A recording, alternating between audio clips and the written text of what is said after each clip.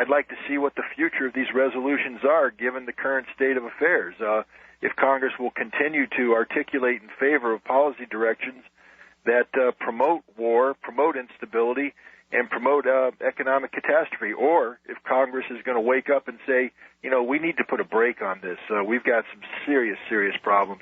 What are the American people going to do? I mean, when are the citizens going to wake up and say, we're tired of paying this much money for oil, and we don't want our government to get us in a situation where they commit economic suicide for the majority of the American people. So I do think we're at one of these tipping points, and let's see what happens. Yeah. Well, I keep thinking in the back of my mind of that Downing Street memo, option B, rolling start. Let's think of a way to make this war Saddam Hussein's fault. And I think that's always really been the danger in Iran, that we're a border dispute away from war. We're a couple of miles maybe of water between their Navy and ours, and incidents can happen all the time. And, in fact, I guess there was press, right, that Cheney actually did try to seize upon the speedboat incident at the beginning of this year and try to figure out a way to escalate that, and it was simply the Navy officers on the high seas who shut it down. Well, it's a very frightening possibility. One of the dangers of the escalation of rhetoric, which is what is occurring right now, is that it creates a heightened sense of tension that can be exploited by an incident. You can get this rolling start. I mean, we've faced this, throughout the day. You talk about, the Cuban Missile Crisis. You talk about the Berlin crisis before that.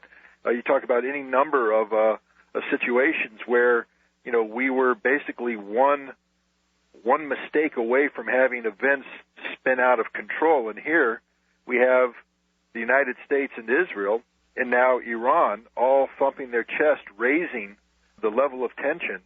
And while there appear to be some saner, rational heads in the background saying, no, this isn't the direction we want to go, all it takes is that one spark to create the energy impulse that leads to the situation spinning madly out of control. And so, we are in a dangerous time. And again, this is where responsible action on the part of the United States Congress could definitely help resolve this situation.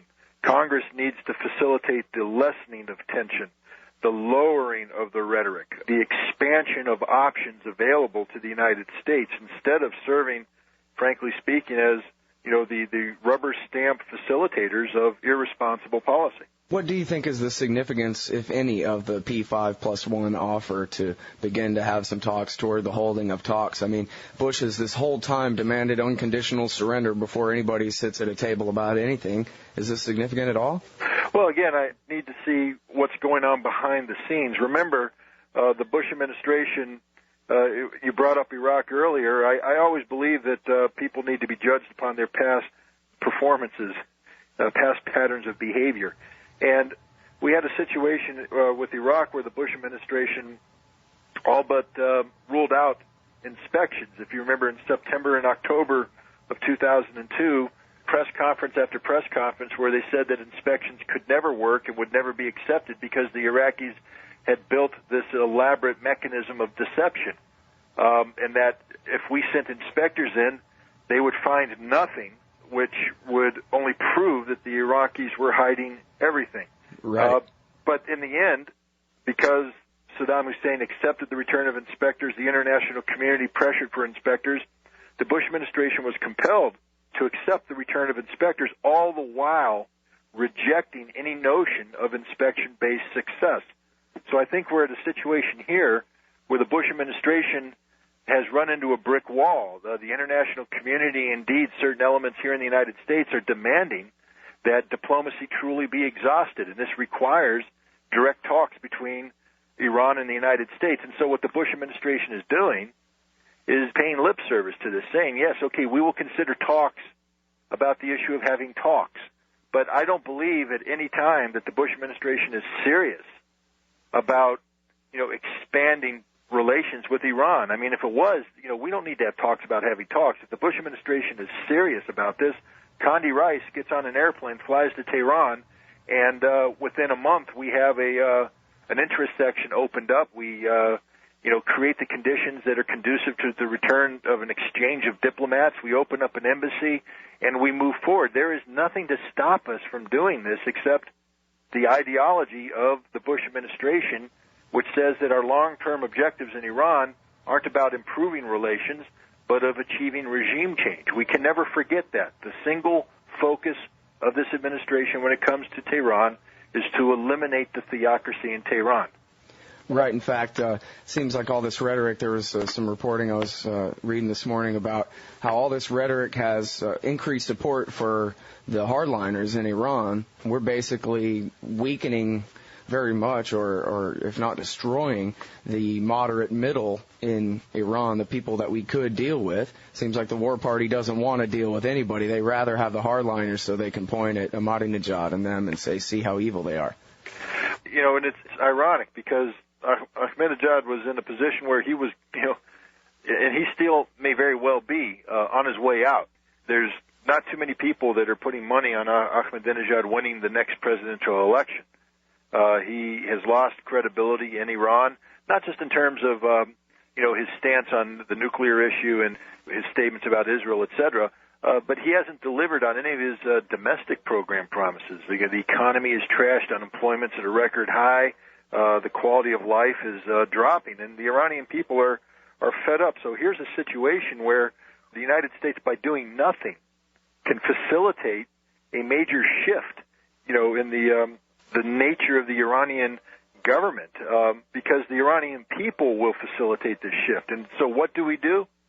We create the condition that empowers the hardliners, undermines the moderates, and suddenly, Ahmadinejad is looking like a viable political figure once again. It's absurd what's going on. I've always said that the Bush administration is very good at creating these scenarios for self-fulfilling prophecies where, they say the end of the world is coming, and then they do everything they can to facilitate the end of the world. They say that the conservatives are in control in Tehran, and we're doing everything we can to help the conservatives maintain control in Iran. Well, even in July of 2005, all the guys around Ahmadinejad, however you say it, I'm sorry, all the guys surrounding him all came out and publicly thanked George Bush and laughed and said, yeah, all your rhetoric about the people of Iran better get one thing straight. They better not turn out and elect the right-winger really helped us with our turnout. Appreciate it. Oh, absolutely. We ran into the same problem with Iraq. We had a situation where, economic sanctions were biting deeply into the people of Iraq, and basically Saddam and his advisors, we didn't get it personally from Saddam, but we got it from his inner circle saying, hey, we thank the United Nations and you, Scott Ritter, and others for carrying out these aggressive inspections, because by doing this, you've allowed the Iraqi people to rally behind the government. So we really appreciate what you've been up to. And that's pretty much what's happening today in Iran, where, this government had lost, faith. The people had lost faith with their government, and yet thanks to the United States, basic nationalistic tendencies take over. Persians will support Persians, and the Iranians will support their government when confronted by, the irresponsible actions of the United States government.